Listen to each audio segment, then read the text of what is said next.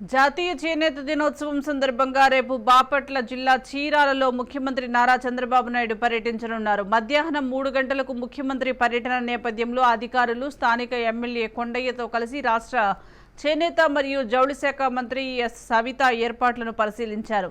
చేనేతల సంక్షేమం టీడీపీతోనే సాధ్యమని, గత ప్రభుత్వం తూతూ మంత్రంగా నేతన్న నేస్తం ఇచ్చి చేతులు దులుపుకుందని, వైసీపీ ప్రభుత్వం చేనేతలను పూర్తిగా విస్మరించిందంటున్న మంత్రి సవితతో మా ప్రకాశం ప్రతినిధి Suresh face to face.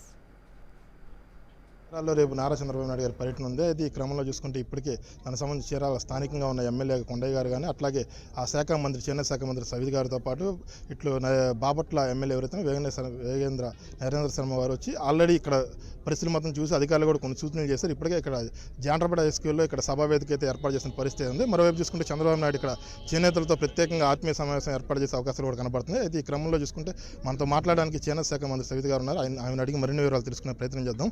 Madam చెప్పండి, రేపు ముఖ్యమంత్రి చంద్రబాబు ప్రోగ్రాం ఎలా ఉండబోతుంది?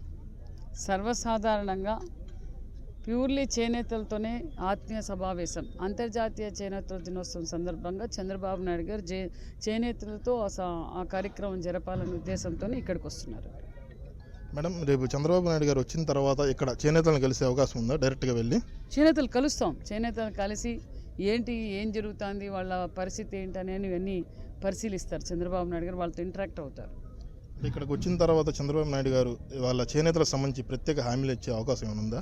చంద్రబాబు నాయుడు గారి గురించి, చేనేతల గురించి మనం ప్రత్యేకంగా చంద్రబాబు నాయుడు గారికి చెప్పాల్సిన పని లేదు. 14 నుంచి 19లోనే చేనేతలకు పెద్దపీట వేసిన పార్టీ తెలుగుదేశం పార్టీ. ఈ 5 సంవత్సరాలుగా చేనేతలు పడుతున్న ఇబ్బందులు కూడా తెలుసు. మళ్ళీ చేనేతలకు పూర్వవైభవం, చేనేతలు 365 రోజులు వాళ్ళకి పని దినాలు కల్పించడమే ఎన్డీఏ ప్రభుత్వం అజెండా. అది చంద్రబాబు నాయుడు గారే ప్రకటిస్తారు. అంటే మేడం, గత 5 ఏళ్లలో చూసుకుంటే ఏదైతే ఈ వివర్స్ నేస్తారో అవి అట్లాగే పెరిగిపోయినాయి. ఆప్కో ధర కూడా కొనుగోలు అంతంత మాత్రంగా జరిగింది. ఇప్పుడైతే అవి మెరుగుపడే అవకాశం ఉందంటారా? గత 5 సంవత్సరాలుగా చేనేతలే కాదండి, రాష్ట్ర వ్యాప్తంగా భూస్థాపితం అయిపోయింది. ఖచ్చితంగా చేనేతలకు మేము న్యాయం చేయబోతున్నాం. అట్లాగే ఇప్పుడు చేనేతలకి ఏదైతే రంగులు, రసాయనాలు అవి సబ్సిడీ కింద ఇవ్వట్లేదు, అవి ఇచ్చే అవకాశం ఉందంటారా? గతంలో మేము ఇచ్చాం, మళ్ళీ ఇవ్వబోతున్నాం. ఇది చంద్రబాబు నాయుడు గారి పర్యటన గురించి. చంద్రబాబు నాయుడు గారు అధికారంలోకి వచ్చిన తర్వాత మళ్ళీ చేనేతల భవిష్యత్తు బాగుపడుతుందని చెప్పి ఆ శాఖ మంత్రి గారు చెప్తున్న పరిస్థితి. కెమెరామెన్ జయరావుతో సురేష్, రాజ్ న్యూస్, చీరాల.